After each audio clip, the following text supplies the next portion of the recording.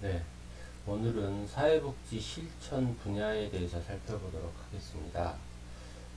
사회복지 실천 분야는 다양하게 그 분야를 나눌 수 있는데요. 이를테면 공공시설이냐 민간시설이냐, 행정 분야냐 실천 분야냐, 이렇게 여러 분야로 나눌 수가 있어요. 또 사회복지 시설을 생활시설이냐 이용시설이냐 이렇게 나눌 수 있는데, 오늘은 1차 현장과 2차 현장으로 구분을 하도록 하겠습니다. 이 구분 방법은 사회복지 현장을 구분하는 가장 대표적인 구분 방법이에요. 그래서 1차 현장은 어떤 것들이 있냐면, 여기 보면 아동, 청소년, 노인, 장애인, 여성, 가족, 다문화가 소개가 되어 있는데, 1차 현장은 그럼 이 외에는 포함되지 않습니까? 라는 질문이 나올 수가 있어요. 이 외에도 다양한 복지시설이 들어갈 수 있습니다. 이를테면 정신보건복지시설이라든가 또 여성복지시설도 포함되어 있지만은 구체적인 시설들이 포함될 수가 있어요. 그런데 여기에 소개되어 있는 것은 우리 사회에서 가장 대표적인 사회복지 현장을 6개로 추려낸 겁니다. 이것 말고도 또 있을 수가 있죠. 또 이 안에도 보면 여성복지시설이라든가 아동 청소년 복지시설, 노인복지시설, 장애인복지시설이 다양하게 등장이 되어 있어요. 그러나 사회복지를 실천하는 현장 분야를 소개할 때 이렇게 대표적으로 우리는 크게 6가지의 시설을 소개하는 것이 일반적일 수도 있고요. 어떤 책에는 다문화는 빼고 5가지를 소개할 수도 있어요. 하지만 여기 우리 교육 자료에서는 6가지가 소개가 되어 있다, 이렇게 이해하면 되겠습니다. 그러면 이 1차 현장과 2차 현장은 어떤 차이가 있느냐, 이게 여러분 핵심적인 오늘 수업에 어찌 보면 큰 핵심 내용인데요. 1차 현장은 사회복지를 목적으로 한 사회복지 시설들, 혹은 사회복지를 목적으로 한 사회복지 실천 현장, 가장 가까운 1차적인 현장, 이렇게 이해하면 됩니다. 그래서 우리가 사회복지를 목적으로 하는 시설들에는 아동시설이라든가 청소년시설, 노인복지시설, 또 장애인복지시설, 여성복지시설, 가족복지시설, 다문화 시설들이 있을 수가 있겠죠. 그럼 2차 현장은 뭘까요? 2차 현장. 1차 현장보다는 조금 동떨어진 시설이다, 동떨어진 현장이다, 이렇게 이해하면 돼요. 자, 그러면 뭐예요? 사회복지 2차 현장은 사회복지를 목적으로 하지 않더라도 넓은 차원에서는 이것도 사회복지에 포함이 된다, 이렇게 보는 거예요.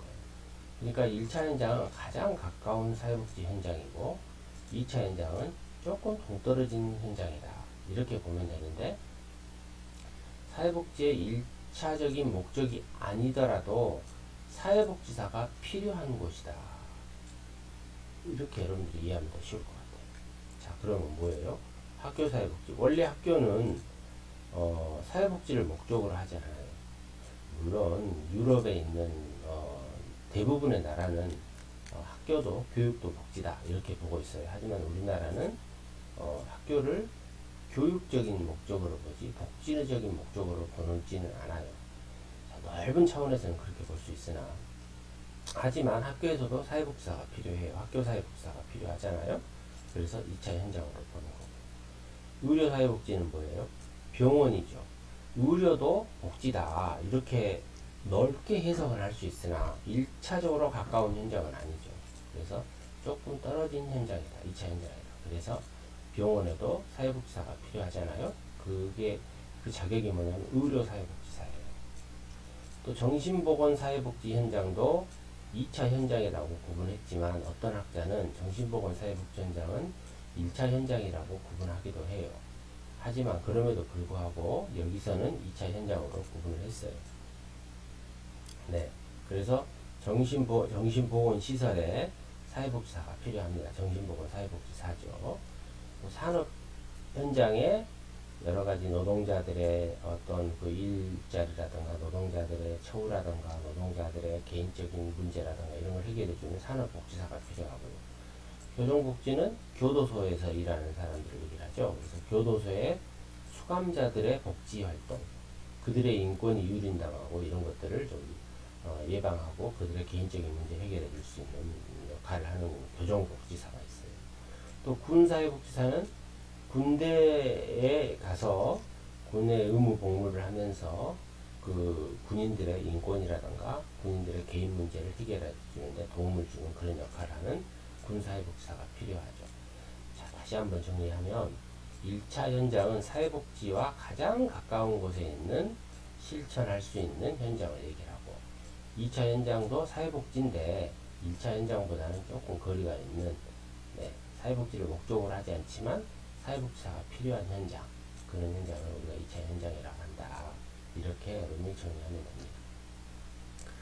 이 목차 설명하면서 1차 현장과 2차 현장을 거의 다 설명해 버렸어요. 내가 왜 길게 설명을 했는지 여러분들이 이해했을 거라고 봐요. 그러면 1차 현장 중에 먼저 아동 청소년 복지 시설 쪽을 한번 실천 현장을 한번 살펴보도록 할게요. 자, 아동복지.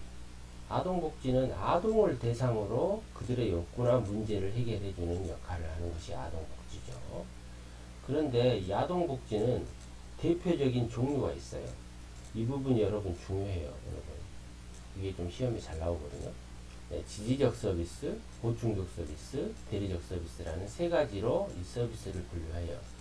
자, 지지적 서비스는 뭐냐? 가정 내에 아동을 돌보는 부모나 가족들이 역할을 조금 지지해 주는 거예요. 그래서 상담을 한다던가 부모 교육을 한다던가 이런 사업들을 하는 거죠. 그래서 주로 예방적인 접근 방법이에요. 그래서 이 강도를 보면 아동복지 서비스의 강도에 가장 낮은 강도에 속한 거예요. 가정을 지지해줘요. 좋은 가정이 될 수 있도록 좋은 아동을 돌볼 수 있도록 지지해주는 부모 교육, 상담 이런 것들이 나옵니다. 그 다음 보충적 서비스는 지지 서비스보다 좀 더 강한 서비스가 되겠죠. 좀 더 많은 서비스를 하겠죠. 그래서 부모로서 역할을 해줄 때 보충해 주는 거예요. 보충. 부모의 역할을 보충해 주는 거예요. 다시 말해서 대행해 주는 역할이죠. 그렇기 때문에 보육 서비스, 부모의 역할을 보충해 주죠. 보육 시설이 뭐예요? 어린이집을 얘기하잖아요. 어린이집에서 종일반, 야간반까지 하면은 하루에 10시간, 12시간까지 아이를 돌보기도 합니다. 그런 경우에 부모의 역할을 보충해 주는 거잖아요. 부모들은 일터에 나가서 일을 하고 보육기관은 아이를 돌보고, 그러니 지적 서비스보다는 훨씬 더 많은 서비스를 제공하는 것들이 우리가 보충적 서비스다 이렇게 얘기할 수 있어요. 그 다음에 대리적 서비스는 뭐냐면 부모를 대리한다, 부모를 대신한다, 그렇게 이해하면 돼요. 부모의 역할의 부분 혹은 전체를 대리하는 거예요. 그 대표적인 것이 입양 서비스라든가 또 양육시설. 양육시설이 뭐예요? 우리가 이제 24시간 365일 아이를 돌보는 그런 시설이죠. 네. 양육시설. 또 쉼터.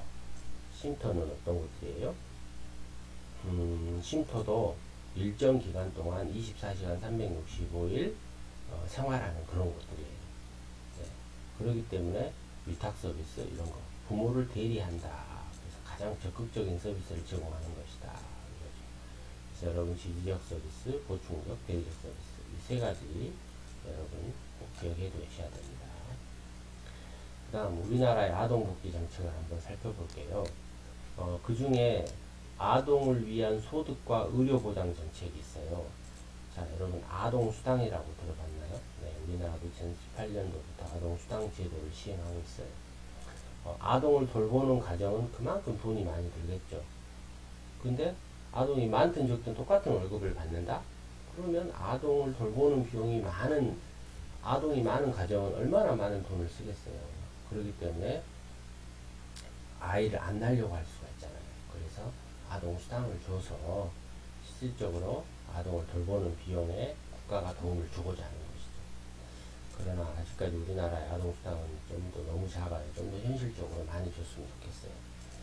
네, 그 다음에 사회보험으로서 의료보장 정책이 있는데요. 우리나라의 사회보험은 뭐가 있어요? 네, 국민건강보험제도라는 의료 서비스가 있잖아요. 그래서 이런 국민건강보험을 이용해서 아동의 치료에 도움을 주고 있다. 아동복지 정책을 우리나라는 시행하고 있다. 이런 얘기입니다. 혹은 공공구조로서 국민기초생활보장제도에 의한 아동은 의료보장을 우리가 무료로 해주고 있어요. 국민기초생활보장 대상자 가족 아동에게는. 네, 그래서 의료 서비스를 제공하고 있다. 이렇게 소득과 의료보장 정책을 살펴봤고요. 그 다음에 두 번째로 보육사업인데, 보육이 아까 뭐였어요? 보육. 네, 보충적 서비스였죠. 어린이집 서비스죠. 보육 서비스는. 그래서 우리나라는 영유아 보육법이 있어요. 그래서 6세 미만 취약 아동을 어린이집에서 돌보는 제도를 하고 있습니다. 네, 그래서 국가와 사회가 부모 대신해서 보육 서비스를 책임을 하고 있다. 그 다음에 가정보호 사업이에요. 가정보호. 뭐 아까 여기서 나왔던 대리적 서비스와 비슷한 건데요. 가정에서 보호할 수 있는 입양사업, 또 가정위탁보호사업, 공동생활가정보호. 여러분 이 중에 공동생활가정이 우리가 그룹홈이라고 하거든요. 그룹홈. 우리가 아동들이 여기 보면 시설아동, 네, 아동 양육시설, 시설이거든요. 양육시설이 옛날로 말하면 과원 같은 거예요. 이런 곳에서 아이들이 생활을 하면은 사람들이 낙인을 찍어요. 아, 너는 부모님이 없니? 너는 가난한 아이니? 이런 낙인을 찍게 돼요. 그래서 그런 낙인을 없애기 위해서 조그만한 아파트나 가정집을 구합니다. 거기서 돌봐요. 아무도 모르죠. 그 아이들은 시설을 집에서 돌봄에도 불구하고 시설 아동에 대한 국가의 지원을 받아요. 그렇기 때문에 그런 데는 우리가 공동생활가정이다. 이렇게 얘기를 해요. 그리고 입양을 아시죠, 여러분? 네, 아이를 입양해서 호족에 등록해서 자기 아이처럼 키우는 것이고, 가정위탁은 뭐냐면 아이를 돌보는 것을 위탁을 줘요. 어떤 가정에다, 다른 가정에다. 이런 아동은 입양을 가야 될 판이고, 혹은 공동생활가정 보호 서비스를 받아야 되거나 아니면 아동 양육시설에 들어가야 되는데 좀 너무나 가정적이지 않느냐. 그래서 가정적인 환경을 좀 만들어주고 싶다. 그러면은 그 아이를 돌보는 가정을 위탁을 줍니다. 그렇게 해서 그 아이를 돌볼 수 있게 하는 그런 사업이 되겠습니다. 그 다음에 시설보호인데요. 이건 앞서 얘기했던 대로 아동복지 시설에는 대표적인 시설이 아동 양육시설이 있어요. 이 외에도 여러 시설이 있는데 한번 봐볼까요? 아동 양육시설. 네. 입소합니다. 아동 양육시설. 입소. 네, 이런 특징을 가지고 있어요. 그리고 일시보호시설이 있습니다. 일시보호시설. 잠깐만 보호하는 거죠. 네, 일시보호하는 거죠. 이런 아동들 같은 경우는 아직 결정되지 않았어요. 어디로 갈 건가. 그랬을 때 잠깐만 일시보호하는 그런 시설입니다. 보호치료시설. 네. 이 경우에는 이제 여기 보면은 소년부 지원, 가정법원 이런 얘기가 나오는데요. 이 경우에는 범죄를 가지고 있는 소년들을 보호하는 그런 시설입니다. 직업훈련시설. 직업훈련 하듯이 뭔가 직업과 관련된 기능을 습득하는 그런 시설이 되겠습니다. 아동 자립지원시설이다. 네, 자립지원시설인데 퇴소한. 그러니까 퇴소한다는 건데 우리가 성인이 되면 아동은 시설을 퇴소해야 돼요. 그래서 퇴소한 자에게 일정 기간을 돌볼 수 있도록 자립을 지원하는 그런 시설이 되겠습니다. 아동 상담소. 주로 아동을 전문으로 상담하는 그런 기관이 되겠습니다. 네. 전용시설 이런 경우에는요 뭐냐면 아동들만 이용해요. 공원이라든가 놀이터. 네. 특히 놀이터가 대표적이고요. 또 아동회관이 있어요. 아동회관, 어린이 공원 이런 것들이 아동들만 이용하는 것이죠. 네. 이런 것들 우리가 아동 전용시설이다. 이렇게. 지역아동센터. 네. 지역마다 다 있잖아요. 동네마다. 이런, 그리고 아동을 원래는 뭐 학습하고 그런 역할이 있었으나 지금은 아동센터가 엄청난 그 역할을 많이 하고 아동복지에 상당한 그 비중을 차지하고 있어요. 네. 그래서 종합적인 아동복지 서비스를 제공해요. 옛날에는 방과 후 학습 이런 것들을 주로 했었었는데 우리나라의 아동복지는 어떤 것들을 개선해야 될까요? 우리가 아동복지라고 하는데 아동만 대상으로 하려고 하거든요. 근데 그렇지 않아요. 부모에 대한 교육도 필요해요. 무슨 얘기냐면 아동을 키우는 부모가 엄청난 영향을 미쳐요. 아동에게. 그런데 부모로서의 역할, 부모로서의 어떤 해야 할 일, 이런 것들을 모르죠. 그런 걸 교육 안 받고 우리가 아이를 낳거든요. 그러다 보니 아이를 잘못 키울 수가 있어요. 그러니까 부모 교육이 우리나라는 좀 필요하다라고 볼 수 있는 거죠. 그 다음에 보육 서비스가 있다고 하지만 아직도 부족해요. 아까 보육이 뭐였죠? 보육이 여기 나왔잖아요. 네, 어린이집이었잖아요. 보육 서비스 어린이집. 사회적으로 아동을 돌봐야 되는 그런 거죠. 그래서 여성이 사회에 진출을 하게 되면 아이를 돌볼 사람이 필요하잖아요. 돌볼 기관이. 이게 아직도 우리나라는 많이 부족하다는 거예요. 그 다음에 세 번째, 가정 위탁 입양이 활성화돼야 돼요. 네. 아까 가정 위탁에 대해서 설명했죠. 제가 여기 설명했잖아요. 어떤 돌봄이 필요한 아동이 있는데 그 아동을 입양을 하거나 공동생활 가정을 하든가 아니면 양육시설에 보내든가 해야 되는데 그것은 뭔가 좀 가정스럽지 못해요. 그래서 다른 가정에서 위탁해서 할 수 있는 그런 거예요. 그렇게 보호하면 좋은데 이 보호시설이 아직도 우리나라는 활성화가 안 돼 있어요. 이게 선진국은 굉장히 활성화가 돼 있어요. 그리고 사후관리가 안 돼 있다는 거예요. 무슨 얘기냐. 입양하고 나서 파양해버린다든가 뭐 이런 관리를 잘 안 하고 있어요. 입양했으면은 그 부모가 알아서 키우겠지 이렇게 돼버린 거죠. 이게 좀 아쉽다라는 거예요. 그 다음에 네 번째, 양육보호시설이 아까 양육보호시설 과거로 말하면 과거 같은 것을 얘기를 한다고 했어요. 지금은 양육시설이라고 해요. 이 양육시설을 보다는 어떤 것이 좋냐, 공동생활 과정이 훨씬 좋다라는 거예요. 왜 그런다고 했어요? 낙인이 있다고 했잖아요. 낙인을 예방한다고 했잖아요. 그래서 그룹홈을 활성화해야 된다라는 얘기죠. 네. 그 다음에 아동학대, 아직도 아동학대가 많아요.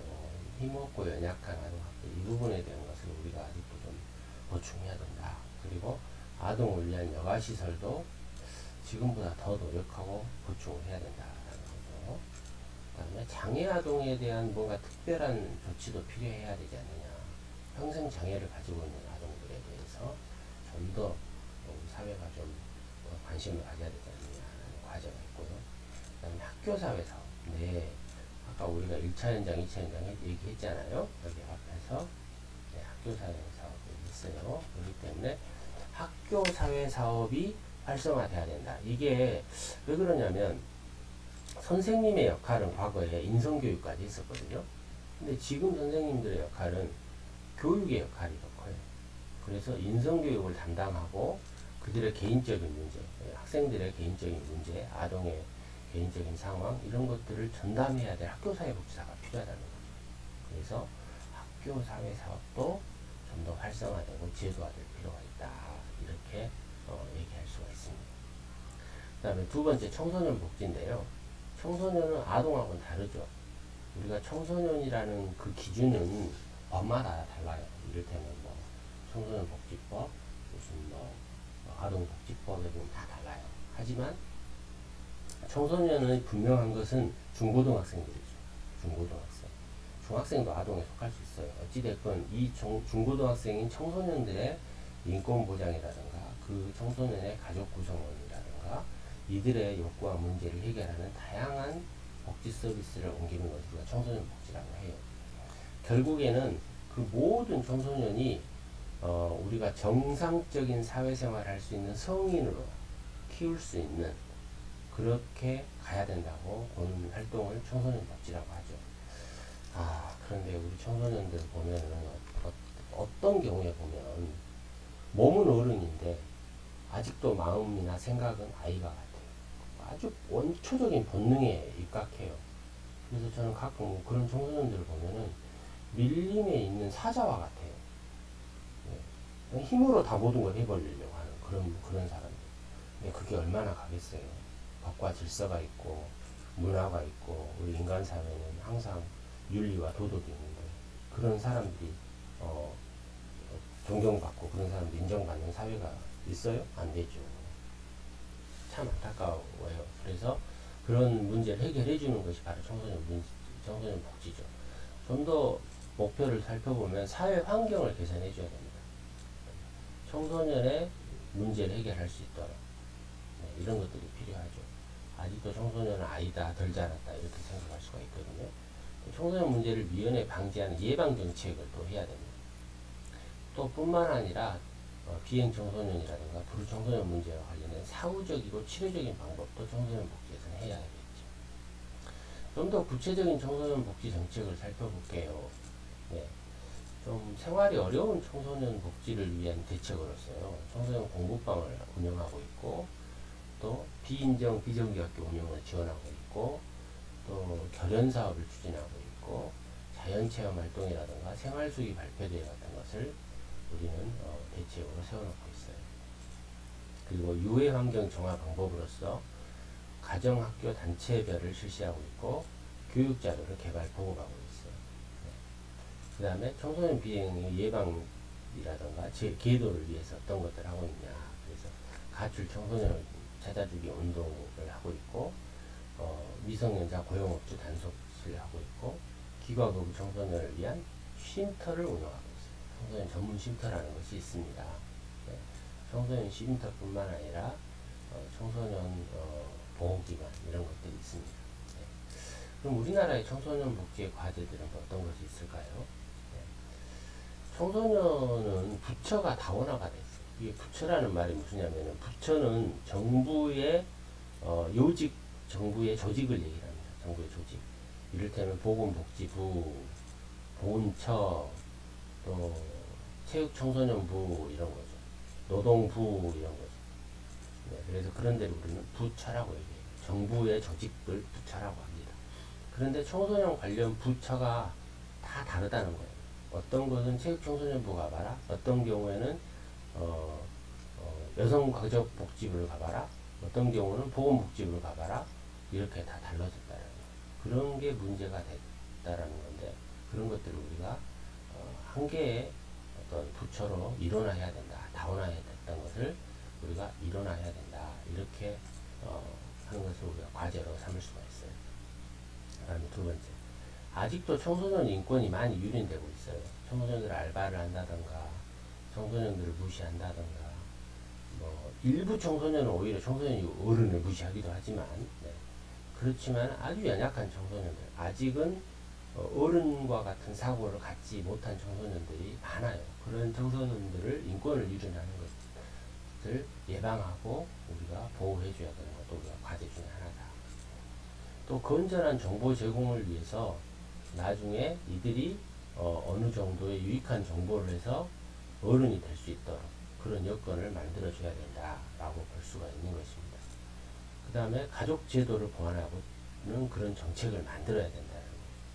아직도 우리 사회의 가족 정책은 뭔가 좀 가부장적이고 보수적인 그런 것들이 많이 있어요.